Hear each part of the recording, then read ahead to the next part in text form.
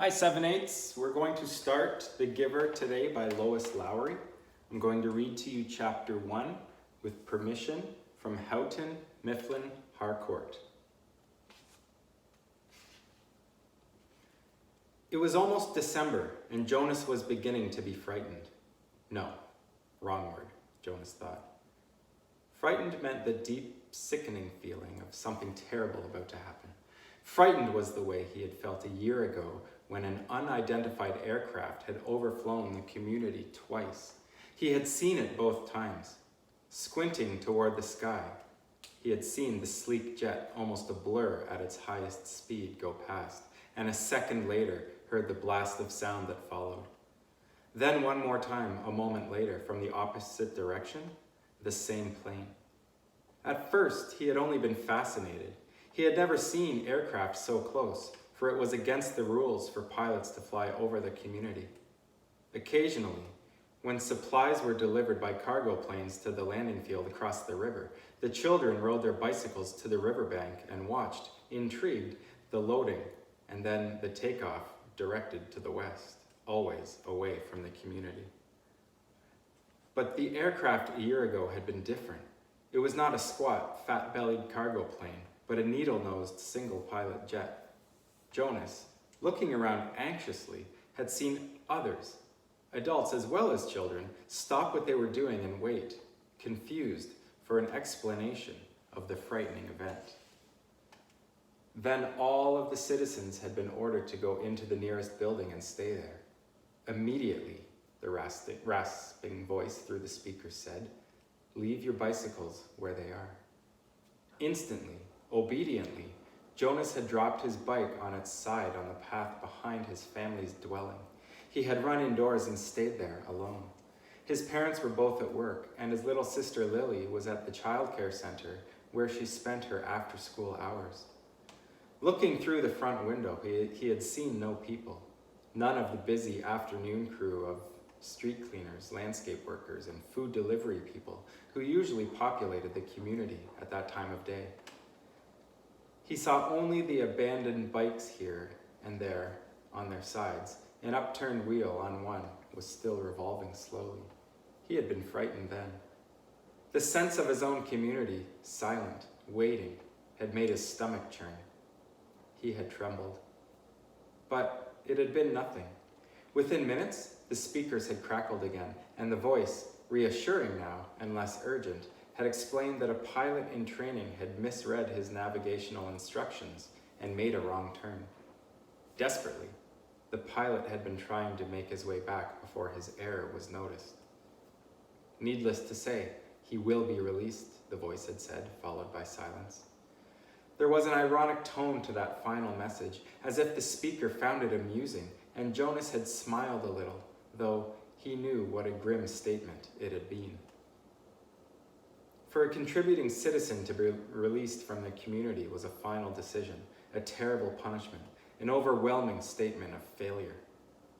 Even the children were scolded if they used the term lightly at play, jeering at a teammate who missed a catch or stumbled in a race. Jonas had done it once, had shouted at his best friend, "That's it, Asher, you're released," when Asher's clumsy air had lost a match for his team. He had been taken aside for a brief and serious talk by the coach, had hung his head with guilt and embarrassment, and apologized to Asher after the game. Now, thinking about the feeling of fear as he pedaled home along the river path, he remembered that moment of palpable, stomach-sinking terror when the aircraft had streaked above. It was not what he was feeling now with December approaching. He was searching for the right word to describe his own feeling. Jonas was careful about language, not like his friend Asher, who talked too fast and mixed things up, scrambling words and phrases until they were barely recognizable and often funny. Jonas grinned, remembering the morning that Asher had dashed into the classroom, late as usual, arriving breathlessly in the middle of the chanting of the morning anthem. When the class took their seats at the conclusion of the patriotic hymn, Asher remained standing to make his public apology, as was required.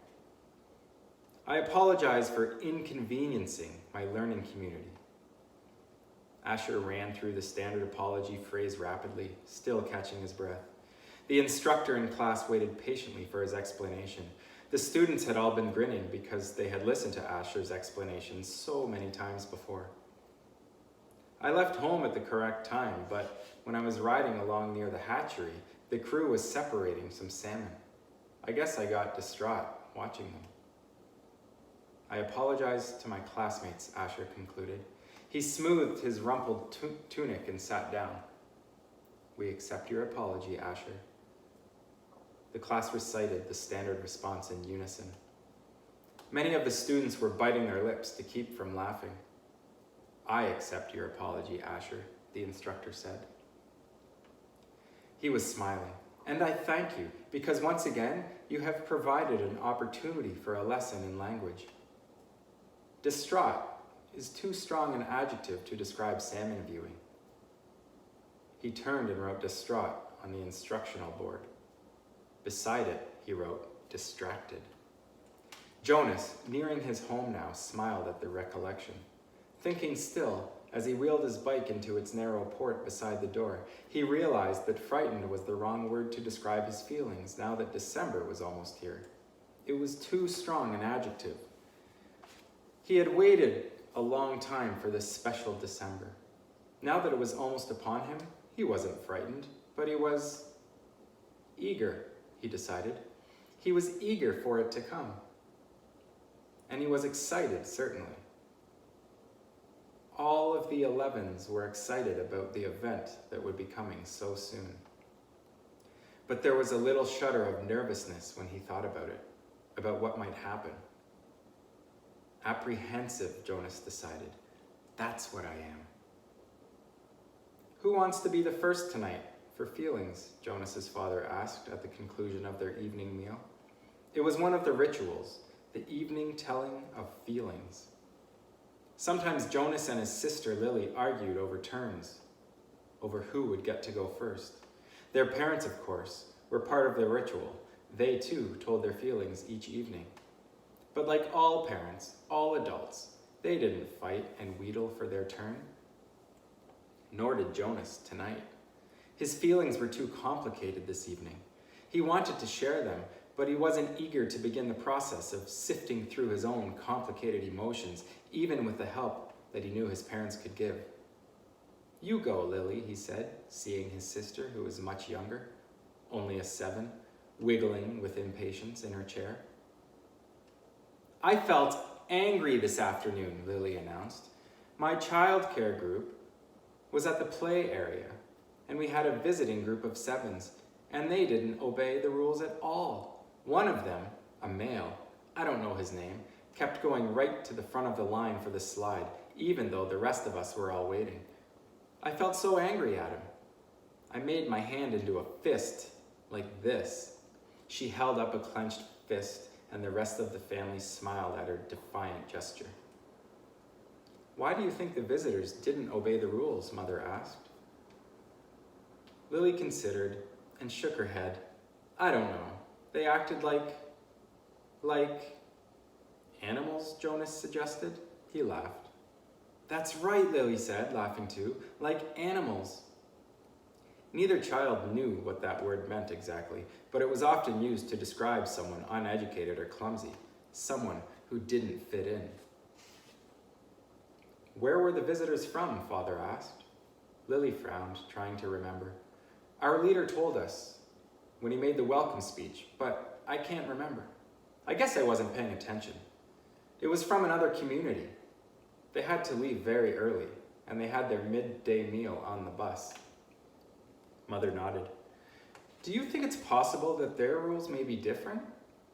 And so they simply don't know what your play area rules were? Lily shrugged and nodded. I suppose. You visited other communities, haven't you? Jonas asked. My group has often. Lily nodded again. When we were 6s, we went and shared a whole school day with a group of 6s in their community. How did you feel when you were there? Lily frowned. I felt strange because their methods were different. They were learning usages that my group hadn't learned yet. So we felt stupid. Father was listening with interest. I'm thinking, Lily, he said, about the boy who didn't obey the rules today. Do you think it's possible that he felt strange and stupid, being in a new place with rules that he didn't know about? Lily pondered that. Yes, she said finally. I feel a little sorry for him, Jonas said, even though I don't even know him. I feel sorry for anyone who is in a place where he feels strange and stupid. How do you feel now, Lily? Father asked. Still angry? I guess not, Lily decided. I guess I feel a little sorry for him. And sorry I made a fist. She grinned. Jonas smiled back at his sister. Lily's feelings were always straightforward, fairly simple, usually easy to resolve. He guessed that his own had been too, when he was a 7.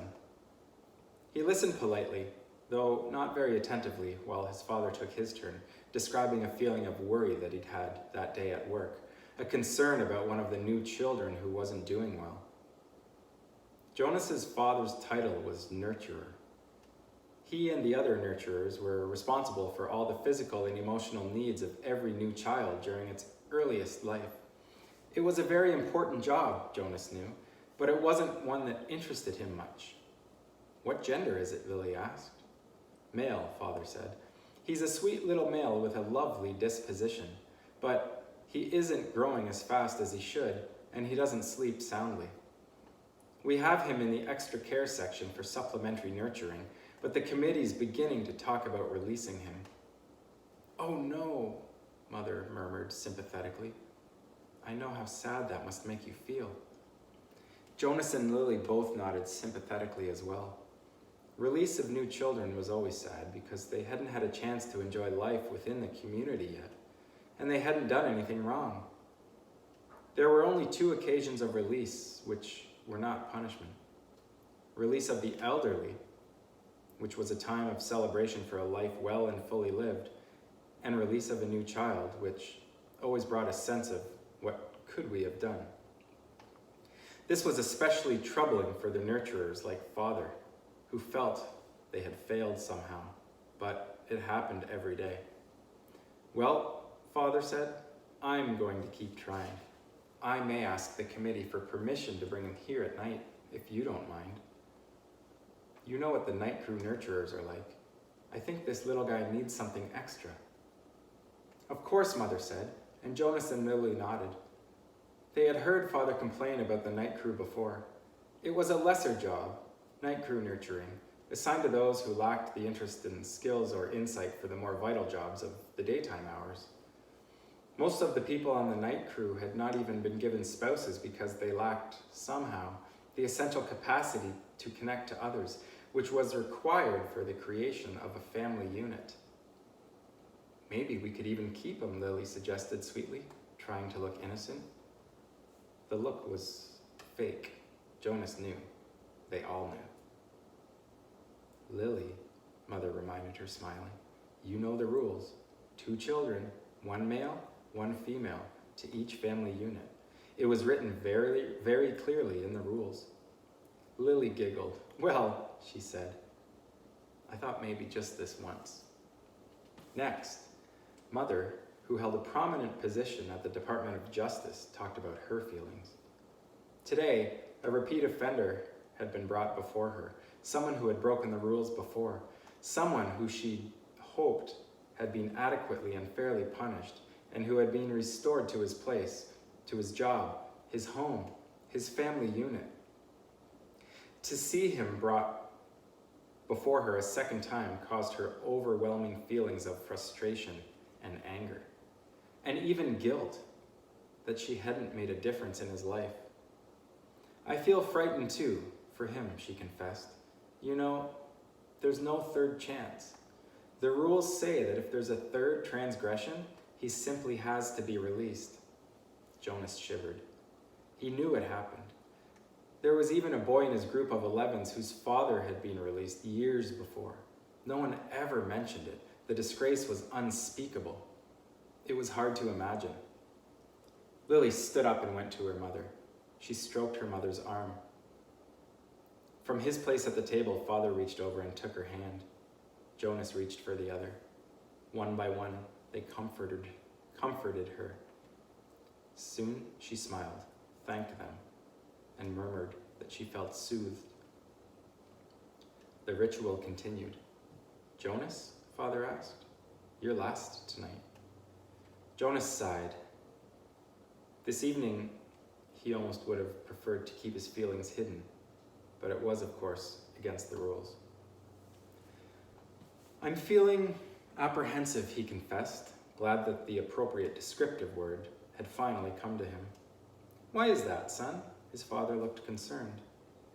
I know there's really nothing to worry about, Jonas explained, and that every adult has been through it.